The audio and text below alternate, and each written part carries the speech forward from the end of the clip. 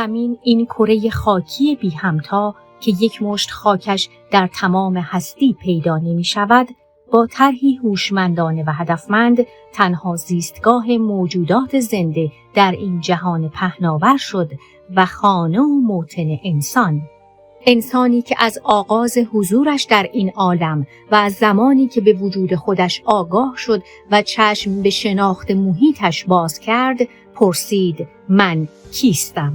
اما با گذر هزاران سال هنوز هم چیستی خیش و هویت جهان وطنیش را و یگانگی پیکره هستی و در نتیجه وحدت پیکره آدمی را در نیافته و در نتیجه این بی‌معرفتی نسبت به چرایی خلقتش و هویت ذاتی خیش به جان خود و دیگر اعضای پیکره اش افتاده و در پی خودمحوری، سود طلبی و قدرت طلبی خود جنگ ها به راه انداخته و خون ها ریخته و به علت همین خودخواهی ها یگان خانه خیش زمین را نیز هرچه بیشتر تخریب کرده و می کند. ناآگاهی پرده ای بر چشمانش کشیده و نمی بیند که زمین کشتی است که همه بر آن سواریم و با سوراخ کردنش همه غرق خواهیم شد. این خطر سازمان ملل متحد را برآن داشت تا در سال 2001 میلادی برای افزایش آگاهی‌های عمومی نسبت به تأثیرات زیانبار جنگ بر محیط زیست و منابع طبیعی و همچنین سوء استفاده‌ها و بهره برداری‌های نابجایی که از این منابع به هنگام جنگ‌ها صورت می‌گیرد، 6 نوامبر را به عنوان روز جهانی پیشگیری از سوء استفاده از محیط زیست به هنگام جنگ و درگیری‌های مسلحانه نامگذاری کند. بایستی بدانیم محیط زیست تنها در مدت جنگ صدمه نمی بیند، بلکه خیلی پیش از وقوع جنگ تخریبش آغاز می شود و در عین حال پس از آن نیز پیامدهای این تخریب برای نسلها باقی مانده و بر اکوسیستم، سلامت انسان و توسعه اجتماعی اقتصادی جوامع نیز تأثیر می گذارد. تخمین زده می شود که ارتش‌ها مسئول 5.5% از کل انتشار گازهای گلخانه‌ای در جهان هستند. پدیده‌ای که عامل مهمترین تهدید زیست محیطی برای ساکنین زمین، یعنی بحران گرمای جهانی است. آلودگی و انتشار فلزات سنگین ناشی از بکارگیری مهمات،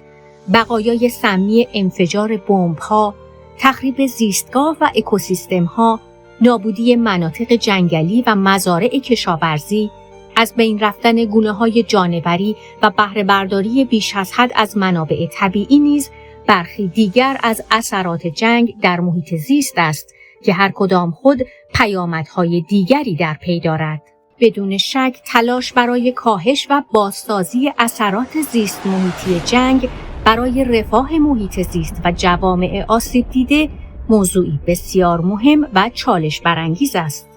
اما در کنار آن بایستی در فکر توقف جنگ‌ها و درگیری‌های مسلحانه بود.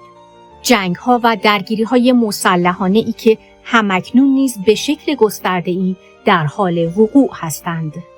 بایستی مهار زندگی و سرنوشت ملت‌ها را از دست سیاستمداران بی اخلاق و حاکمان قدرتمدار و منفعت طلب، آنان که به زندگی انسانها و حفظ زمین اهمیتی نمی‌دهند و تنها در پی دستیابی به امیال و خواسته‌های خود هستند، بیرون آورد و این مستلزم رشد آگاهی ملت هاست. آری، راه برون رفت از این معضلات همانگونه که استاد محمد علی طاهری همواره تأکید کرده‌اند، گسترش معرفت طلبی است. یک ملت آگاه که به درک هویت اینتریونیورسال و جایگاه و آزادی ذاتی خیش در هستی رسیده باشد، حکومت هیچ انسانی را بر خود نپذیرفته و در پی لغو هر گونه نظام بردهداری از سنتی و سیاسی گرفته تا بردهداری مدرن خواهد بود. روزی که ملت‌های جهان سرنوشت خیش را در جای جای جهان به دست بگیرند، زخمهای تن خویش را مرهم خواهند شد و از خانهشان زمین نیز محافظت خواهند کرد. به امید آن روز. میلیون ها زمین پیدا خواهد شد، بلکه میلیاردها، ولی با کمال تعجب خواهیم دید که هیچ کدومشون زمین نمیشه و بعد بتونیم حفظش کنیم تا بتونیم حقوق بشر رو هم در کنارش احیا بکنیم و بقیه مسائل که همگی اتفاقا به حفظ